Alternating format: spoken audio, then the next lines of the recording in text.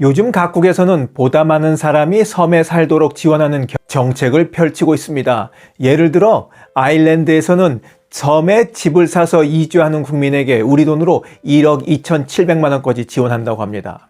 이렇게 특별하게 지원하는 이유는 우선 섬의 영토적, 지정학적 가치가 점점 더 커지고 있기 때문입니다. UN 해양법 협약에 따르면 유인도는 배타적 경제 수역을 정할 때 가장 중요한 기준입니다. 배타적 경제 수역을 인정받게 되면 광물 자원, 원유, 천연가스 개발과 관리 권한을 가지게 됩니다. 한편으로는 섬을 국방의 전초기지로도 활용할 수 있습니다. 조그만 섬일지라도 사람이 살고 있다면 해양 영토를 넓히는 큰 역할을 하는 겁니다. 하지만 이런 섬의 중요성에도 불구하고 우리나라의 섬 인구가 급격히 줄어들고 있습니다.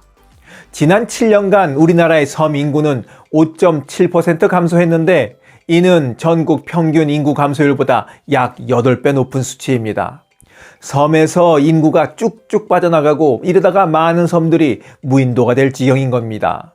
수도권을 제외한 전국 모든 곳에서 인구 감소 문제로 골머리를 앓고 있을 때 인구 증가로 행복한 비명을 지르는 지역이 있습니다. 바로 전라남도 신안군입니다. 대부분의 지역이 섬으로 이루어진 신안군은 그 유명한 홍도와 흑산도가 있는 곳이자 세계 자연유산인 신안 갯벌이 있는 곳이기도 합니다. 그리고 바닷물을 자연 증발시켜 만드는 천일염의 국내 최대 생산지입니다. 그리고 또 하나 있습니다. 바로 전국에서 가장 좋은 태양광 발전 입지로 꼽힙니다. 좋은 일조량과 적절한 바람이라는 자연 환경 덕인데 신안이 국내 최대 소금 생산지인 배경과도 맞닿아 있습니다.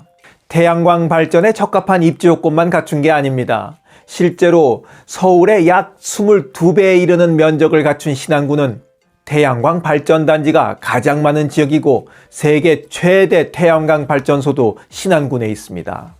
땅 위에만 태양광 발전소가 있는 것이 아닙니다. 바다 위에도 설치했습니다. 게다가 태양광 시설에서 소금까지 동시에 생산하는 획기적인 기술이 세계에서 첫 번째로 개발되기도 했고 기존 염전에 태양광 모듈을 깔아 전기를 생산하는 기술도 개발돼서 중국, 인도, 프랑스, 이탈리아 등에 수출되기도 했습니다. 하지만 자연 환경만으로 재생에너지 사업이 확대되는 것은 아닙니다. 신안군은 2018년 신재생에너지 개발 이익 공유 등에 관한 조례를 제정해서 재생에너지 이익을 주민들에게 공유하는 지침을 국내 지자체 중 최초로 마련했습니다. 햇빛연금이란 이름의 태양광 발전 이익 공유제가 신안군이 만든 대표적인 정책입니다. 태양광 발전단지와 풍력발전단지에서 일정 거리 내 거주하는 주민들에게 주민 참여에 따른 발전 이익의 일부를 배당으로 지급하는 제도입니다. 이 제도로 신안군에서만 약 9,600명이 햇빛연금을 받고 있습니다. 현재 건설 중인 발전시설이 완공되면 이 연금 혜택을 받는 주민 수는 약 1만 7천여 명 정도로 늘어나게 되는데 이는 신안군 인구의 46%에나 해당됩니다. 연금으로 얼마나 받을 수 있냐고요? 그게 궁금하시죠?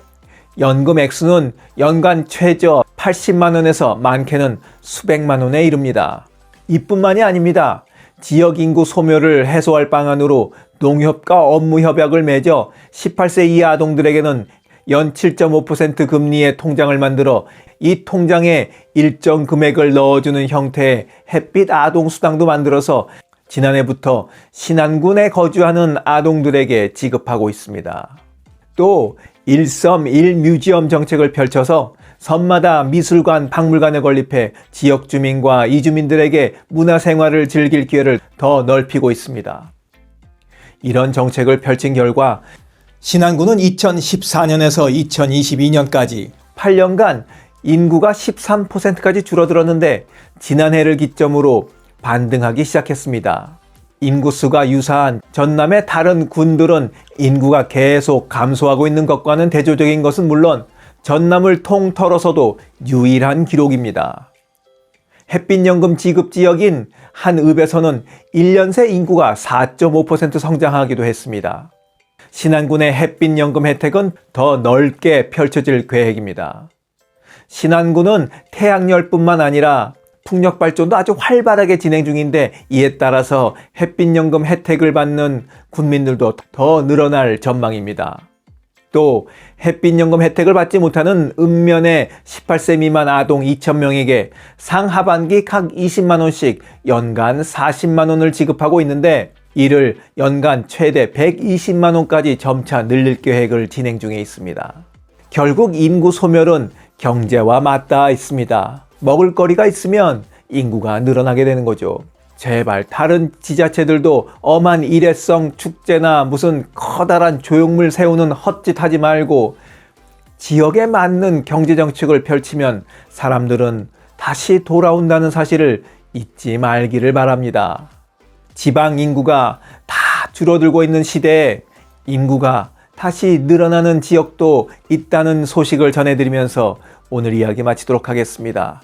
인구가 늘고 줄고는 정말이지 하기 나름입니다. 그죠? 지금까지 원더풀 인생 후반전이었습니다. 감사합니다.